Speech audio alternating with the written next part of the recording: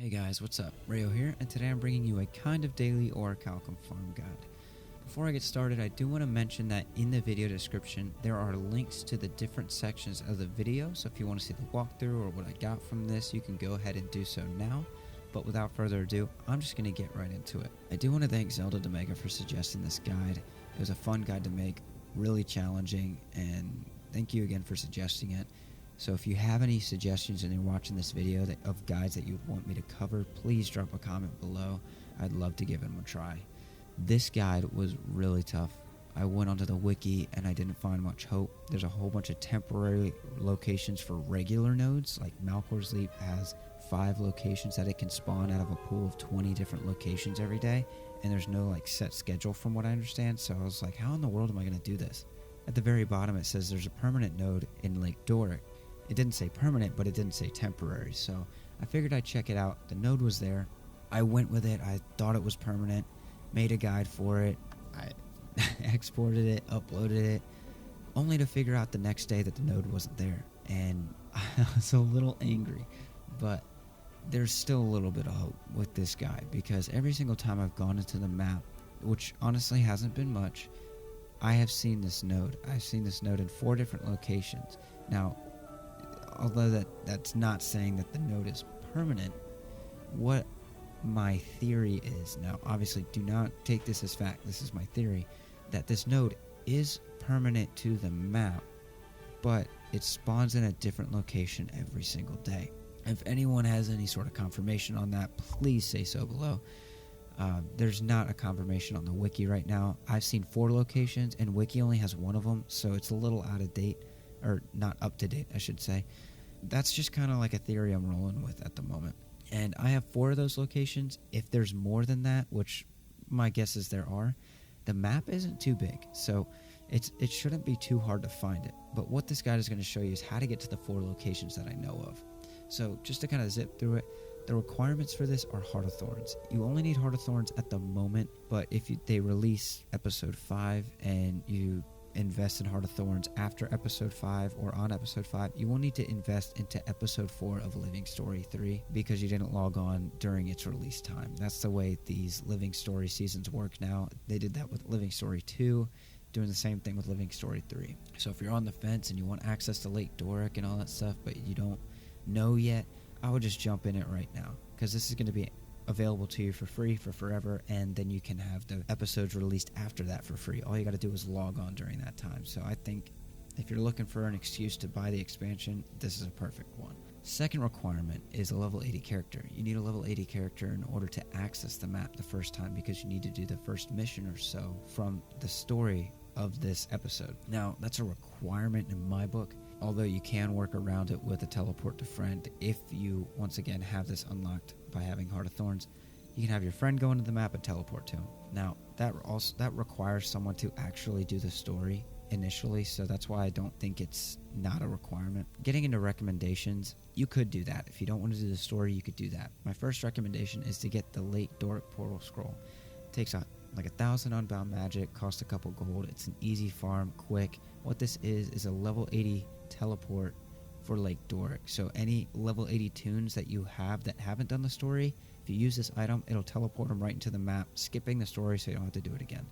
My second recommendation is almost a requirement for this specific run, is the Guildhall Gathering boost. And that's because the Guildhall Gathering boost, depending on the level of your tavern in your guild hall, if your guild has a guild hall, the maximum boost that it can give is 20% to finding secondary resources when mining or gathering in anything. The secondary resource from this is orbs, like beryl orbs, ruby orbs, opal orbs, etc. These things are worth 20 silver a piece. Mining a rich node gives you 10 ore. This one specifically, Orichalcum, I keep saying chalcum, reading it wrong, Orichalcum, gives you 10 ore. Each ore costs about 3 silver. That's 30 silver. You get 1 orb. That makes it a total of 50 silver earned from that node, which is almost double your profit for getting 1. And if you get the buff, I mean, you're going to be doing the same amount of work anyway. You might as well just get the buff, because it can really improve your income from this method for doing the same thing. So that's really all I recommend. That's all that's required, and really getting as many characters as you can in on this map. because that's where you're really going to get the most from this. So the way this walkthrough is going to work is I'm just going to show you footage of me going to the 4 locations that I know. Only a couple videos will have the actual ore there. One video, I haven't seen it today, may or may not have to, I still have to record this footage, so it could be there, it could not be there, but I'll jump around and show you, like, this is where that node spawns or something like that. So I'm just going to get right into it. Here's the walkthrough of the 4 locations that I know, and I'll see you after the footage.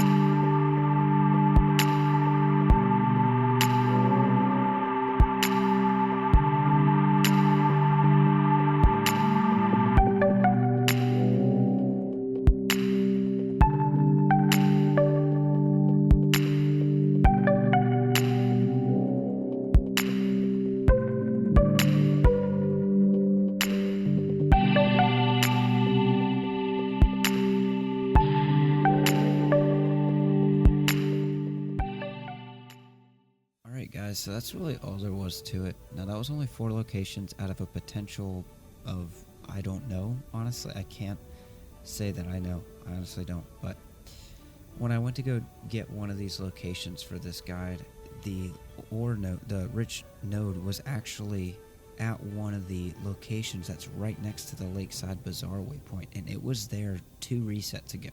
So, like yesterday or the day before, whenever I did this. So hopefully it's just bounces between these 4 locations. That would be awesome, and especially if it's technically a permanent node that just bounces around. That would be great, because then we have access to this. So let's just say, well, I got this the other day when I found this and thought it was permanent. So this is roughly what I got. Oops.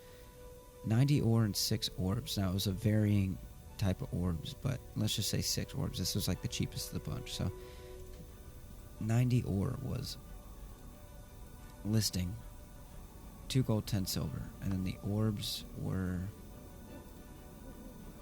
what is that, 1 gold, let's just say 3 silver for easy math, 210, 1.3, so 3.4 gold, and it took me like 10-15 minutes. I did it on 9 characters, and it was a less than a minute run to the farthest location that I got these from. The location that's there today is less than a minute away, so you could do this, and depending on your load screen times from swapping characters, you can knock this out, assuming it's fast, like 5 to 10 minutes for 3.5 gold. Let's just say it took 10 minutes. That's 35 silver a minute. That's awesome for resources that are really hard to come by.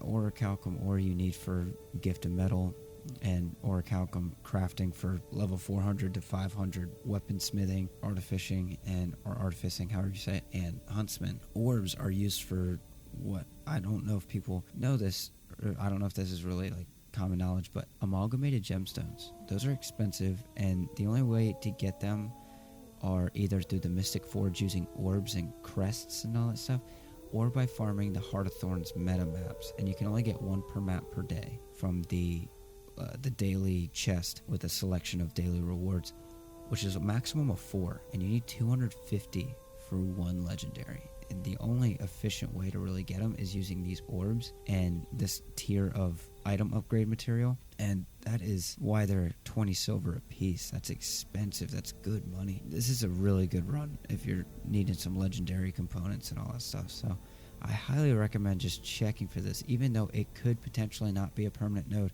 It could just be, lucky that this node spawned in the same location as it did a couple days ago. I honestly can't confirm that, and I'm sorry, but I say it's worth the check. It will take you less than 5 minutes to check to see if this node is at any of these locations, and you'll invest a maximum of like 6 silver if you're teleporting from like all the way across the world map. Like, it's worth a shot, because once you find the node, you know where it's at. You can farm it on all your characters and easily make up the money for any sort of time invested or waypoint cost invested. So that's honestly all there is to this guide. If you like this video, please give it a thumbs up. If you have any suggestions or you want to tell me your thoughts, whether you like it or dislike it, I'm open to anything. Please drop a comment below. If you want to see more guides on content like this, or any sort of like gold farming guides, or any sort of farming guides that I do or I'm suggested, consider subscribing. I'm posting once a week at the moment. I'd like to do more than that, but I really don't want to overdo it right now. I'm still trying to work this into my schedule at the moment, so once a week's just gonna have to cut it for the time being. So once again, I hope you guys enjoyed this guide. I hope it helped, and I'll see you in the next video.